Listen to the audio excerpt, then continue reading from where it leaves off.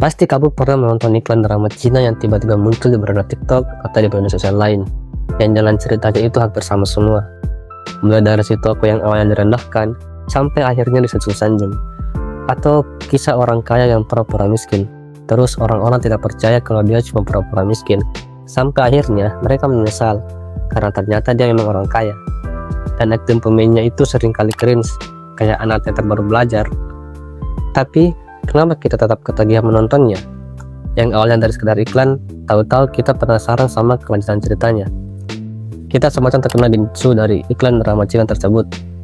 Nah, di video kali ini, saya bakal bahas alasan yang balik itu semua. Dari psikologis, kata sebalas dendam, hingga pelarian dari realitas. Tonton video ini sampai habis, biar dikasih paham lebih dalam. Dan selamat datang di rubrik Paham Sosial.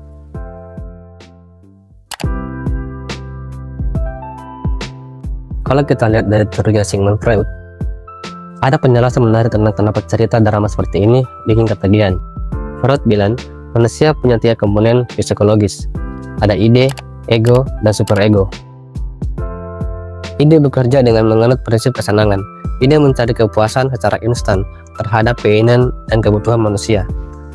Ketika kita menonton drama ini, kita merasa puas karena ada cerita tentang sesuatu mimpi yang jadi kenyataan.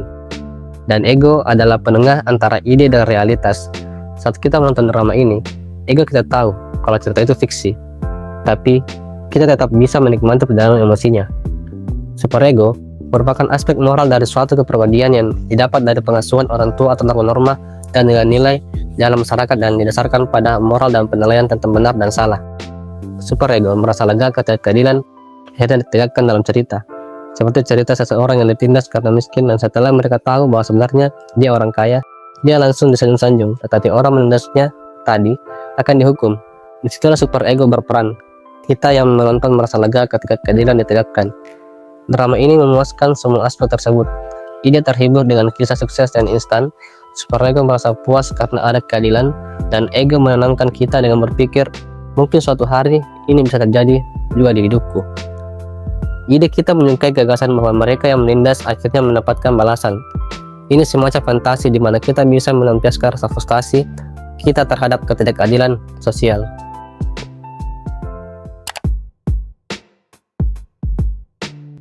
Salah satu alasan kenapa kita suka drama-drama seperti itu, karena adanya momen balas dendam. Ada kepuasan tersendiri ketika si tokoh yang direndahkan akhirnya membuktikan dirinya bahwa bisa membuat si antagonis menyesal. Yang lebih menarik adalah cerita drama seperti ini punya elemen konflik yang kuat, ketimpangan sosial yang seringkali kita lihat di dunia nyata jadi bahan bakar drama ini.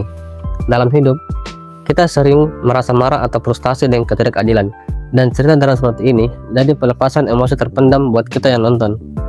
Dan ini ada hubungannya dengan keadilan sosial. Dalam kehidupan nyata, kita seringkali melihat orang baik tertindas atau ketidakadilan yang tidak pernah selesai. Drama ini jadi semacam tempat pelarian. Kita melihat si tokoh yang direndahkan, yang menang, dan itu bikin kita merasa bahwa dunia ini adil, meskipun itu hanya sebuah drama.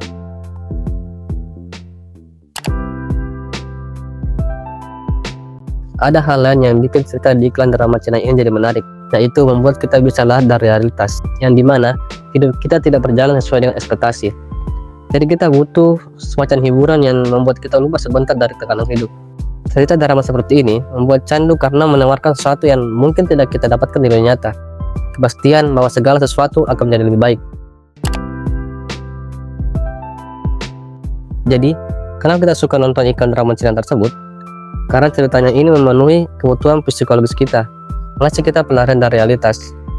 Tapi ingat, jangan lupa tetap realistis. Kesuksesan di dunia nyata butuh usaha, bukan cuma keajaiban. Nah, kalau menurut kamu, kenapa cerita seperti ini selalu menarik?